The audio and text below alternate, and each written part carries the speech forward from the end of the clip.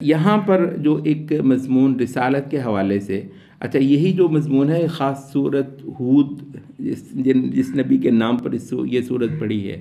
تو ہود علیہ السلام کی دعوت میں بھی جو انہوں نے اپنی قوم کے سامنے رکھی، اس کے اندر بھی یہ مضمون جو ہے نا وہ دہرایا گیا کہ وَأَنِ اسْتَغْفِرُوا رَبَّكُمْ ثُمَّ تُوبُوا إِلَيْهِ يُرْسِلِ السَّمَاءَ عَلَيْكُمْ مِدْرَارًا وَيَزِدْكُمْ قُوَّةً إِلَىٰ قُوَّتِكُمْ،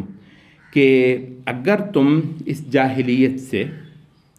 اور یہ جو تہذیب اور پتہ نہیں کیا کیا یہ تم سمجھتے ہو، کیونکہ عاد اپنے آپ کو بڑی شے سمجھتے تھے، وَقَالُوا مَنْ أَشَدُّ مِنَّا قُوَّةً، ہے کو ہم سے طاقتور۔ اچھا، تو اس وجہ سے کہا کہ نہیں، یہاں اصل کیا ہے کہ تمہارے پاس جو بھی کچھ ہے وہ اس کو جو ہے وہ اس سے دستبردار ہو کر تو خدا کی عظمت کو مانا جائے اور اس سارے کو تابع کر دیا جائے خدا کی شریعت کے۔ اچھا، تو اس وجہ سے کہا گیا کہ تم اگر استغفار کرو اور توبہ کر رہا ہو، لوٹاؤ خدا کی طرف، یرسل السماء علیکم مدرارا، تو آسمان سے تابڑ توڑ تمہارے لیے بارشیں برسائے گا وہ، وَيَزِدْكُمْ قُوَّةً إِلَىٰ قُوَّتِكُمْ۔ تمہارا یہی دعویٰ ہے نا کہ ہم جی بڑی قوت کے مالک ہیں، سبحان اللہ۔ اچھا، اب یہ جو ہے یہ ہمارا ایک مذہبی بیانیہ سا ہے کہ جی یہ تو دنیا تو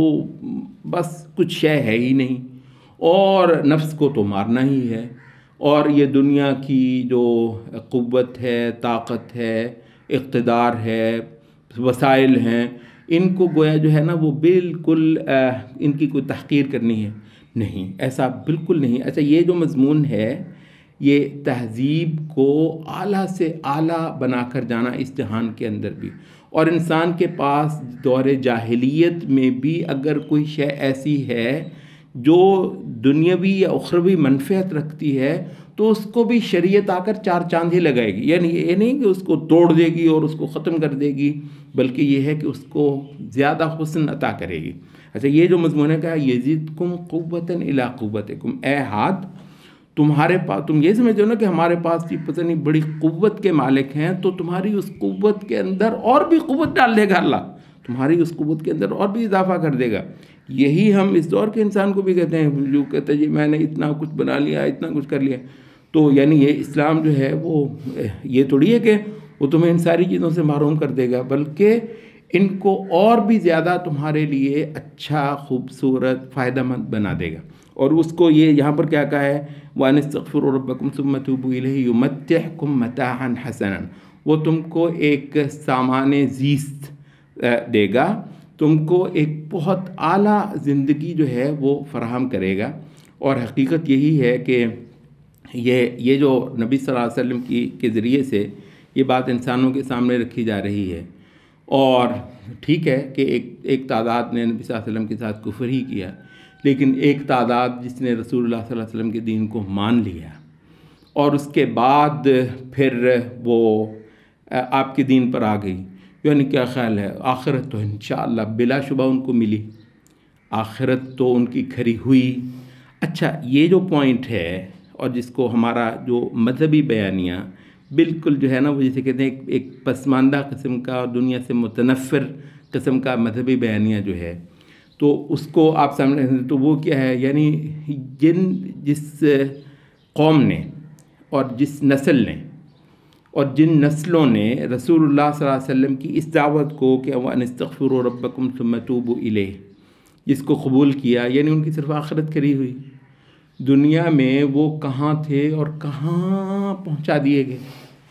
تو بلکہ آپ کو معلوم ہے ایک حدیث، ہمارے پاس زیادہ وقت نہیں ہے، جس میں رسول اللہ صلی اللہ علیہ وسلم اپنی رسالت کے حوالے سے باقاعدہ، اور اہل علم نے کہا یہ باقاعدہ دلیل ہے، رسالت کے بارے میں ہم ویسے بھی کہہ چکے ہیں کہ رسالت کی سچائی اور صداقت کے دلائل خود اس کے اندر موجود ہیں۔ تو رسول اللہ صلی اللہ علیہ وسلم نے فرمایا نا کہ وہ میری مثال ایک ایسی ہے کہ ایک آدمی، وہ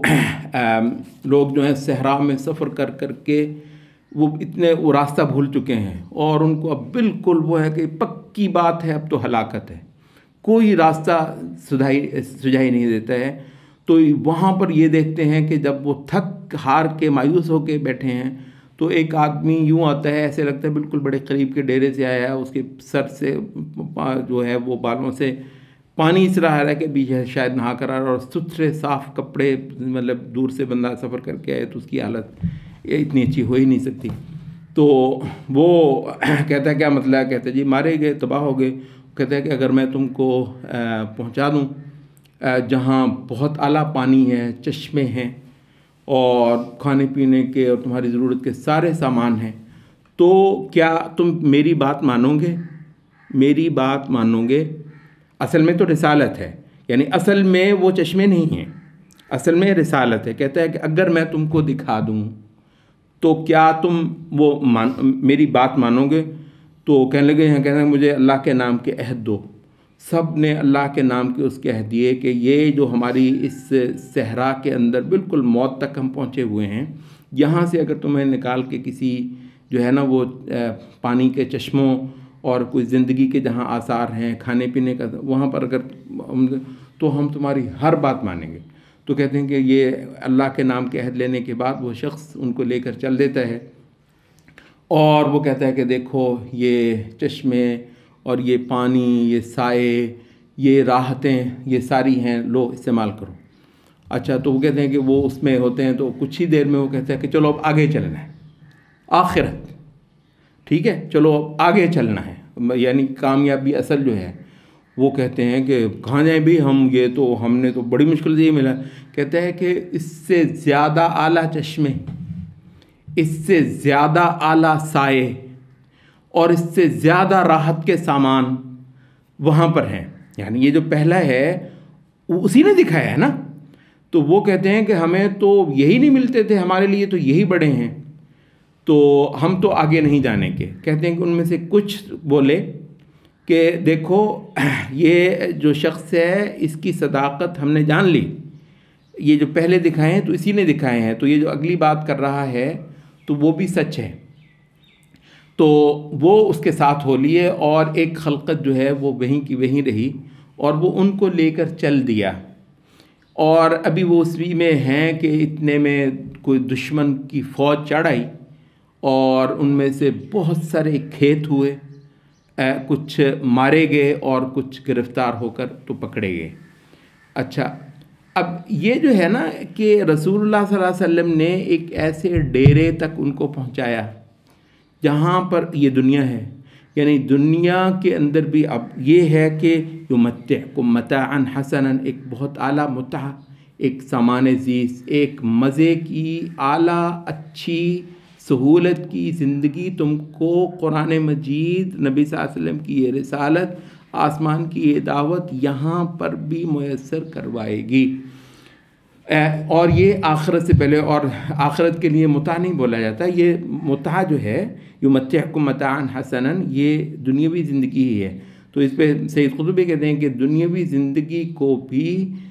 ایک بہشت اس جہان انسانی کے اندر بھی جہاں تک ممکن ہو سکتا ہے ایک بہشت بنا کر دینا، یہ رسالتوں کا باقاعدہ ایک احسان رہا ہے انسانیت کے اوپر۔ تو انشاءاللہ تو بات یہ ہے کہ اس رسالت پہ آ کر دونوں جہان ملتے ہیں، یہ ہے رسالت کا صحیح تعارف۔ ہاں، اگر اس پر نہیں آتے تو پھر ایک کڑے عذاب کا ڈر ہے، جو کہ دنیا میں نبی ظاہر ہے اسے ڈراتا ہے، آ کر رسول آ کر ڈراتا ہے، اور آخرت میں بھی اس کا عذاب ہوتا ہے۔